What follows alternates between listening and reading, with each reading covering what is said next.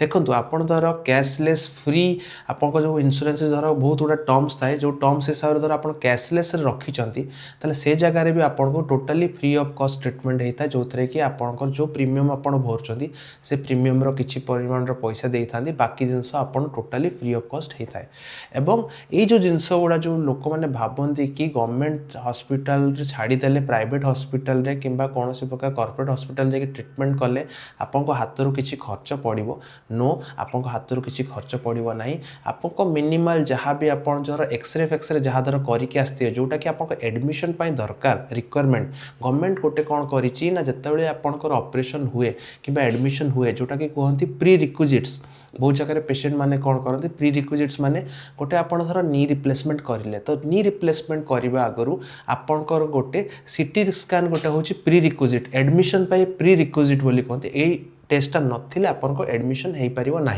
सो से एडमिशन जो pre requisite अच्छी सीटी स्कानटा से आपको करने को पड़ी था सेटा भी आजिकल गवर्नमेंट कौन कर आउटडोर बेसिस धर आसवे जो मान प्रकार कार्ड थाए से फ्री ऑफ कॉस्ट हो जाए सेमिति तर लिगामेंट सर्जरी अच्छी लिगामेंट सर्जरी भी आपको कौन करने पड़ी था एमआरआई करने पड़ता है एमआरआई धर आप आगुरी करके आनीपारे भल कथा ना यही सब हॉस्पिटल आम हॉस्पिटल आम जमीक एमआरआई टाक भी आम फ्री ऑफ कॉस्ट कर जो मान कार्ड